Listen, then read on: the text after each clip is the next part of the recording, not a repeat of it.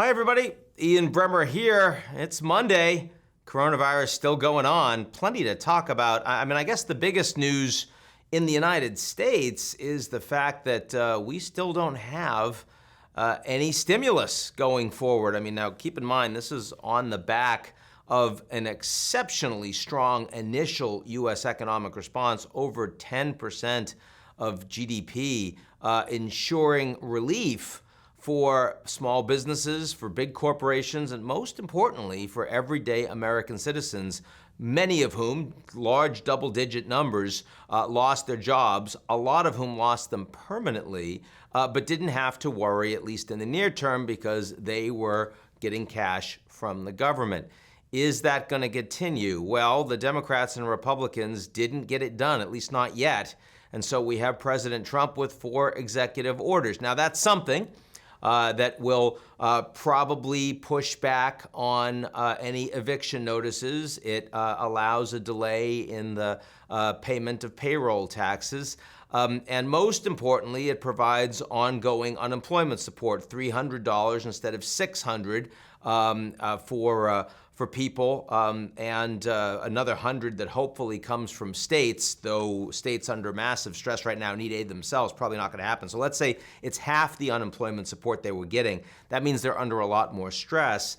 But also these executive orders, and President Trump knows this, a questionable legality will be challenged in some courts, though the Democrats don't want to be seen as blowing up a lifeline to American citizens / voters in the run-up to the election.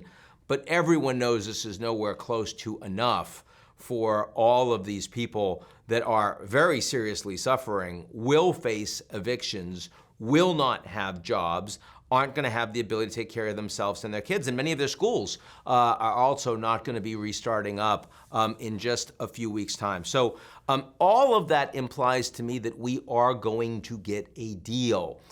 Is it going to be $3+ trillion that the Democrats have been arguing for? No.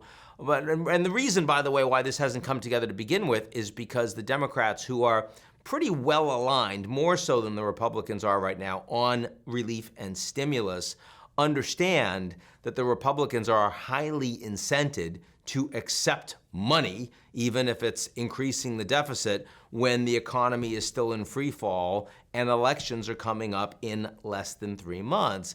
All makes sense, except that meant the Democrats were going to play hardball and demand everything they wanted, compromise much less with what the Republicans were talking about. And keep in mind that not all the Republicans in the Senate are actually up for re-election in November. It's only a third of the Senate that comes up every 2 years. So that, the polarization, the hatred for Trump, the dysfunctionality, you name it, has meant that so far no deal.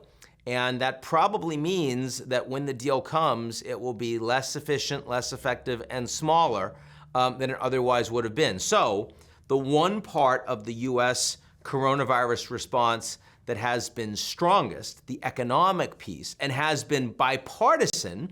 Pelosi and Mnuchin were working quite well together in the initial weeks and months of the pandemic to ensure that the American government was getting cash to everyone that needed it, even if it was overkill in some cases and inefficient in others. Still, it meant that people felt whole. That's not where we are over the next few months, and the economic squeeze is going to be a lot worse.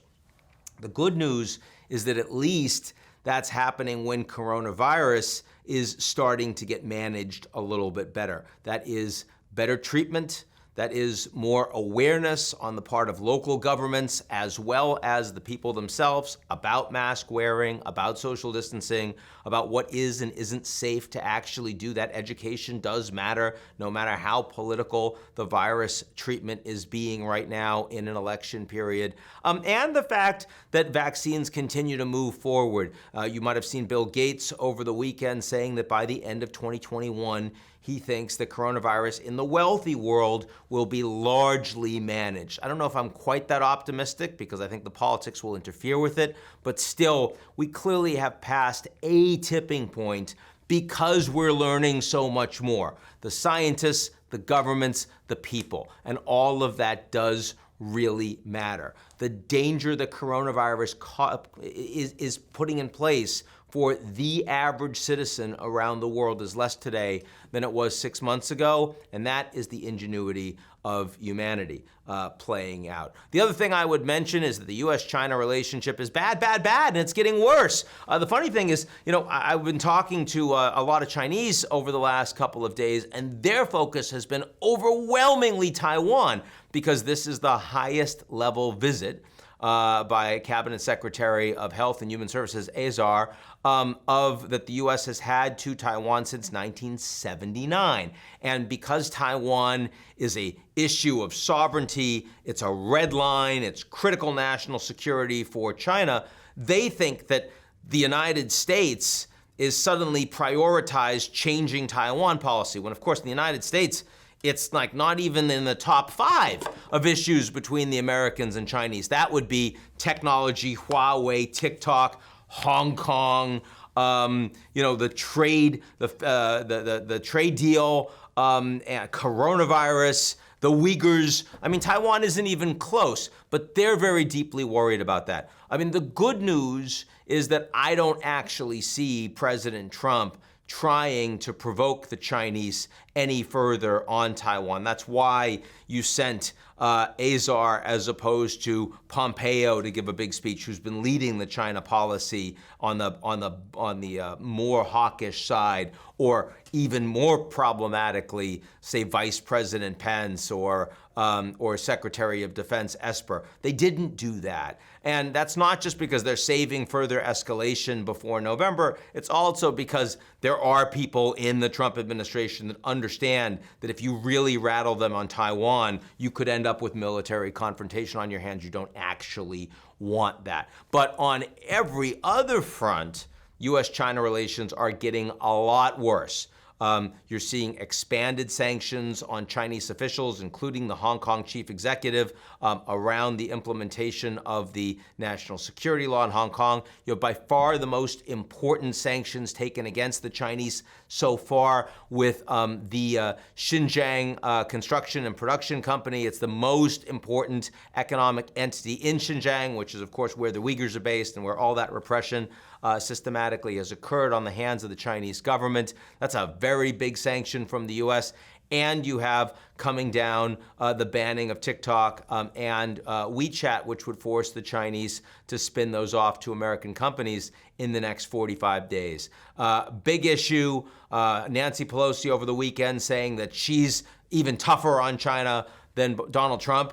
In an election period where everyone is saying we're beating on the Chinese, and where the Chinese are also escalating vis-a-vis the U.S. and internationally. Let's keep in mind the Hong Kong national security law wasn't the American idea, and just today, Jimmy Lai, major media mogul in Hong Kong, arrested along with many of his colleagues, and lots of material taken out of his offices. Big escalation coming from the Chinese on Hong Kong, not making it any easier in this relationship. So that's what we're looking at right now, the geopolitics continuing to become a lot more problematic in the backdrop of this pandemic crisis. That's it for me. I'll talk to you all real soon. Avoid people. Talk to you.